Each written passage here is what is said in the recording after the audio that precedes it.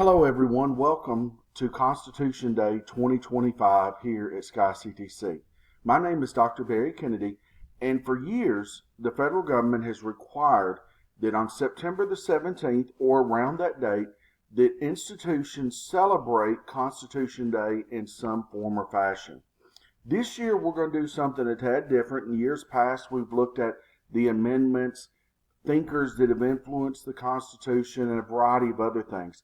But this year, we're actually going to look at the Constitution in a little bit of information, and then we're going to look at resources that SKYCTC has to help students in terms of doing work or finding out information about the Constitution. So with that being said, let's get started.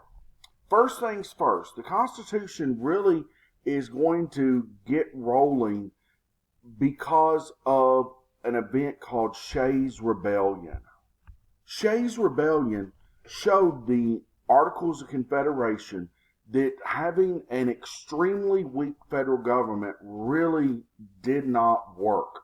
And the nation needed a stronger central government that had shared powers with the states. Instead of the states having the majority of the power like they did under the Articles, there's the need after this rebellion in Massachusetts, which has its roots in payments from the Declaration of Independence and taxes, that really is going to upset a lot of people. So needless to say, the decision is made that the states need to come together to ratify the Articles of Confederation. Now, according to the Articles of Confederation, our first Constitution, all 13 states had to agree to change or edit the Articles. Well, the state of Rhode Island completely boycotted, which means in some ways the development of the Constitution is actually going to take place in what some could argue an illegal manner. But the document that is going to be created is going to be the foundation for the American Republic. Believe it or not, contrary to what you hear on TV, the United States is not a democracy. We are a republic. We elect people to positions to make decisions on our behalf.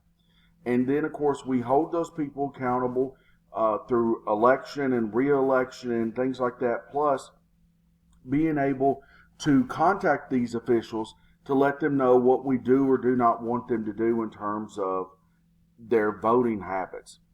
Now, the Constitution was ratified on September the 17th, 1787, and that is why September the 17th is Constitution Day.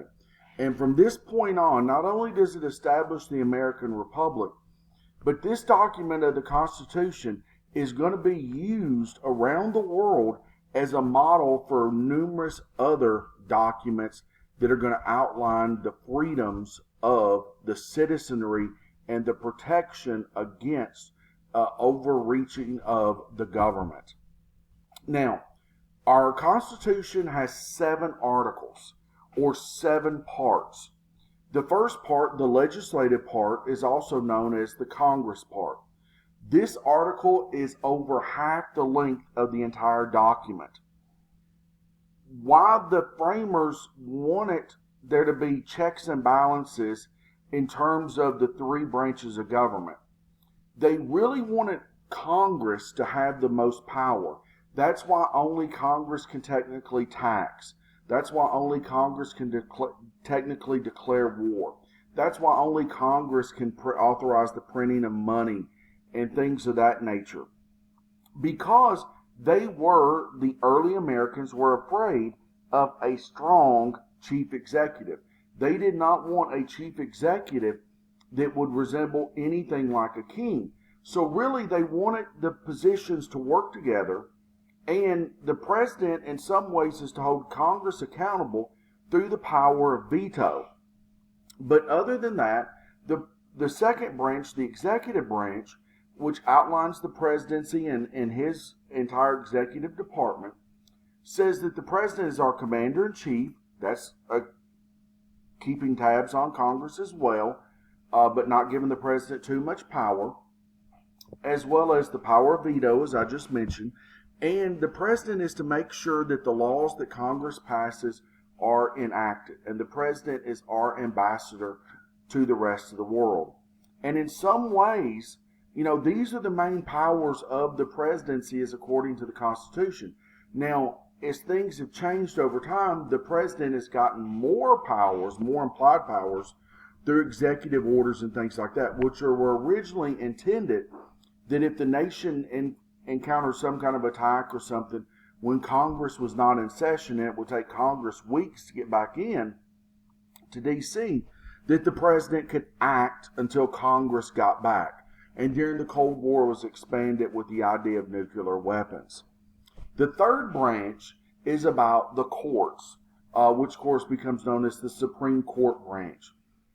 Here, of course, as John Marshall will really outline with the concept of judicial review, that the Supreme Court's job is really to make sure that the actions of the President and Congress fall within lines of the Constitution, especially Congress and the laws that are passed. And this would also include at the lower level, at the state and local level, laws that are passed at those levels too, that do not improperly infringe on people's rights. Now, the other four amendments have to do with ratification, how the Constitution can be changed, and things of that nature. But really and truly, these first three articles are about 80% of the entire document. Now, the Constitution was altered the first time with the Bill of Rights. The Bill of Rights were added, or were promised to be added, after the Constitution was ratified. And needless to say, the way this worked was that they outlined the first 10 amendments. By the way, originally there were many, many more than 10. And they consolidated many of them down. For example, much like Congress is really the important branch, that's why it's first. The First Amendment has things such as, freedom from religion, in terms of the federal government establishing a religion through taxes, or prohibiting the free exercise thereof, the freedom of speech, freedom of press, the freedom to peaceably assemble, and the right to petition the government for the redress of grievances. These things that are written in the 10 amendments of the Bill of Rights, in some ways or fashion, were the British, prior to the American Revolution, infringed on these rights, and the people wanted to make sure that these rights were protected. Other things that American citizens were protected from was, the quartering of troops unless there's wartime, the ability to plead the fifth, a right to a speedy trial and things like that. And then the 10th Amendment is where we get the concept of you get every power that is not outlined to Congress, it is given to the people later.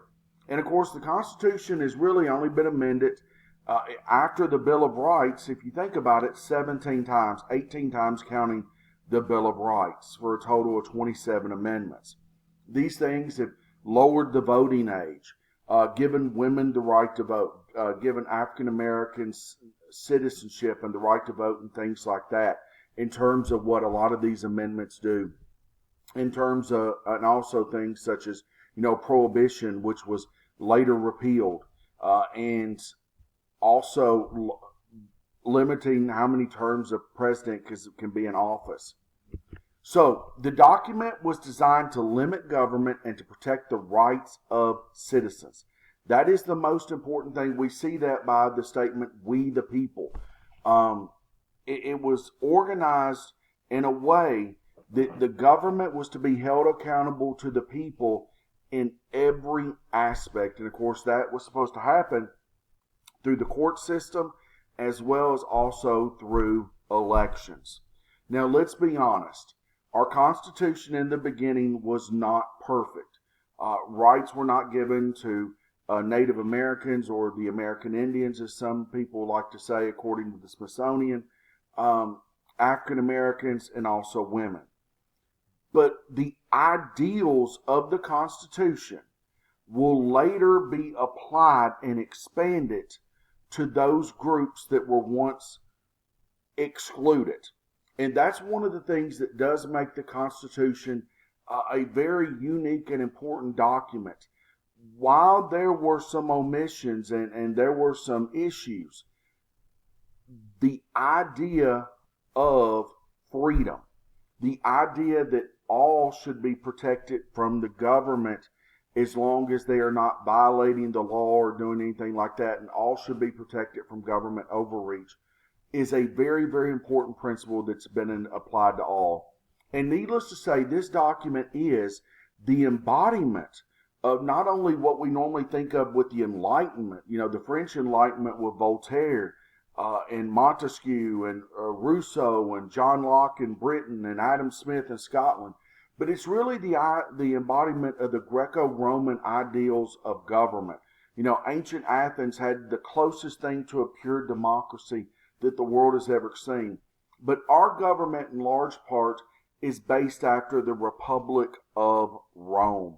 This idea that people are free, the government should be limited, and we must watch out for those that want to try to achieve or hog all power. Now, some things that we're going to look at in just a second, that I'm going to go to some websites, is first I want to make sure everybody is aware of the Kentucky Historical Society. The Kentucky Historical Society has tons of information about Kentucky, our different constitutions. We had a constitution of 1792, 1799, 1850, and then our fourth and most modern constitution is that of 1891. The Kentucky Historical Society, which is in Frankfort, sometimes called the Thomas Clark Center for History, it has all these different resources, and it is a great place if you're interested to go and learn about Kentucky within the U.S. Constitution, Kentucky within American history. Also, I want to point out that in the year 2025, we have begun to celebrate America 250, which really culminates next year in July when we hit 1776 with the Declaration of Independence. Next year's Constitution Day will very much be based around the idea of America 250, because that is a major theme in American history that people need to be aware of, and we need to remember both the positives, the negatives, and the others, or as I like to call it, the good, the bad, and the ugly of history. Now, SKYCTC has numerous resources about the Constitution that our students have access to. And whether you're in a political science class, a history class, an English class, or whatever it may be, you may need to come across these sources to write some kind of paper, some kind of argument, maybe for public speaking, if you're dealing with some kind of political topic or something that nature. So needless to say, you'll see in just a few moments we have the interactive Constitution, a link to there. We also have a link to the National Archives, which is where you can see not only the Declaration of Independence, the Constitution, the Bill of Rights, and other very important early documents. We also have access to the Federalist Papers, the 85 essays written by Alexander Hamilton, James Madison, John Jay, and others, which were very important in terms of the states ratifying the Constitution and moving away from the Articles. These papers are very important and very influential in terms of the early days of the pre-Constitution period in terms of its enactment, and also how the Constitution was viewed once it was enacted and became the law of the land. You also have access to government info, which where you can access government official documents and laws for free. And then, of course, there's also the Political Science Research Guide.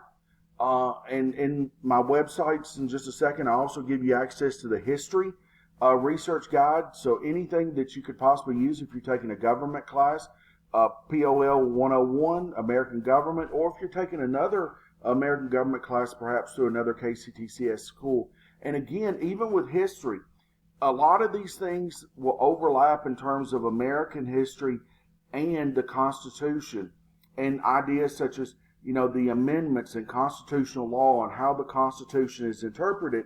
And you should be very thankful here at Sky that the Learning Commons has spent a lot of time and resources organizing these things to where they are available for student use. And then, of course, as always, if students have questions, they can go to the Ask page and they can get information from the library. So the first website here that, as I outlined, is the Kentucky Historical Society. You see there's a variety of links here in terms of resources for researchers, genealogists. There's the America 250. There's all kinds of events, historical markers, news, things like that. You have information in terms of Constitution Day as well. If you do some searching on here, for example, under news and events, you can find out all kinds of things that are happening in Kentucky. And the really good thing about a lot of this stuff, especially if you are a Kentucky history student or even American history student or any student in general, there are a lot of these things that are free online in terms of webinars. So don't be afraid to get on here and look and see if there's anything that can help you out, not only in your studies, but also things that you're interested in as related to the Constitution and also the state of Kentucky. Then, of course, here's the Interactive Constitution. This is the National Constitution Center, which does have the entire document of the Constitution. You can see it here. You can read the preamble and you can read the individual sections. It also has some information here in terms of common interpretation, matters of debate. In other words, what are some of the different viewpoints on some of the ideas of the Constitution, especially in terms of the amendments. The Second Amendment, why I'm not going to give any real information on here, is a lot of times very highly debated and questioned. Well, doesn't matter which side you're on. Have you ever stopped to think, well, why does the other side think the way they think? Well, this is a really, really good spot to go to try to get that kind of information. You also have some information about in terms of the full text of the Constitution right here, information about the Constitution, and then also frequently asked questions. You then here have the National Archives, which of course is located in Washington, D.C. You see here that there's the facsimiles of the Declaration of Independence, the Constitution, and the Bill of Rights. There are a whole host of sources on here. Again, education sources, visiting the founding documents. You can also explore the documents in terms of getting information. There's also special events and things like that and other resources that you can use. Believe it or not, you can actually go and do research at the National Archives in Washington, D.C. You, of course, have to go through the process to get approved, just like you have to go through the process if you want to get a researcher's card for the Library of Congress. You can actually go into that main reading room that you see in some movies and do research there as well. So there's some very important documents here. You see is there the Charters of Freedom that really outline and protect the rights of citizens. Here, of course, is the full text of the Federalist Papers. You see that they're listed on the left side of the screen. You can actually click on them in order and go there. You can, in addition to looking at these documents, you can pull up potential questions and things for debate about these documents in terms of, well, what is some of the context that they are implying or meaning behind some of their arguments in these papers? Because very much they're arguing in many cases, as you can see here at the bottom, you see the author, J. Hamilton, that's John Jay, who of course becomes the first Chief Justice of the Supreme Court, and Alexander Hamilton, who is Secretary of the Treasury under Washington, and all these other individuals that are involved in writing these documents, which are very much pro-Constitution, while some others that kind of followed Thomas Jefferson were a little skeptical of the Constitution, and that's why you have the Anti-Federalist versus the Federalist here. So really good source that you could use, especially for early American history, and even if you're doing some kind of paper related to world history in terms of the influences of a certain nation and their government, you could actually also find some very interesting context here as well. Here's also, this is the government.info page. This is where you can do some searches looking for documents as related to the government, including things, if you look down here, this is the House calendar, the Senate calendar. You know, in Kentucky at the LRC webpage, which I think is now legislative.ky.gov, you can get the same thing for when Kentucky is in session. You see presidential documents. And again, all these things are there free, these free government documents that can help you out in just about any class you're in any kind of project where you're writing something that has some kind of connection to government, political science, etc. Again, English, political science, history, or even communications. You could even potentially be writing a paper about psychology and human behavior, and may even be able to come across something here in terms of a court case, an important precedent that outlines some kind of aspect of human behavior or disabilities, etc. Anything in that category you could find here. So another excellent resource for students. Then we have, of course, here the SKYCTC Learning Commons. This is the page for political science. You see Ron Dowd there, who is an excellent librarian who can help you out in anything. There's all kinds of resources here to help you out in terms of what does Sky have to help you. There's also here the resources in terms of history, especially those related to Kentucky and early America and things like that. And then, of course, the last thing I wanted to show you is this is the Ask Help button, or the place to go in terms of if you need help from a librarian, if you need help with a tutor. SKYCTC, as I said, spends a lot of money, spends a lot of resources trying to make sure that students have everything that they need to be able to complete their educational careers here in terms of research, study, etc. You know, are we a gigantic university that has, you know, hundreds and thousands of documents and things like that? No, but we have a very big share here that a lot of people may not be aware of, which is why this year with Constitution Day, we wanted to outline what was there and what is there for students to be able to use, to be able to study more about the Constitution, to be able to learn about the Constitution, to be able to look at Supreme Court cases, to be able to look at presidential documents, to be able to look at these things and to realize that you have access to literally thousands of different resources when you really put it all in perspective with the different court cases and the different documents and things like that. So these things are available for you. They're available, again, can be used just in about any class. It doesn't have to be history or political science. And as I start to bring this to a close, I do want to say thank you for watching. I hope you've learned some about the Constitution, as well as I hope you've learned about what SKYCTC has to help you learn more about the Constitution and to learn more about the American government and how it works and how it functions and how things such as precedent plays an important role, and also the individuals that have impacted our nation for the last almost 250 years. And next year, be on the lookout, not only next year, but starting over the next couple months, as you start to see more and more information about America 250. Thank you for your time and attention. Have a great and wonderful day.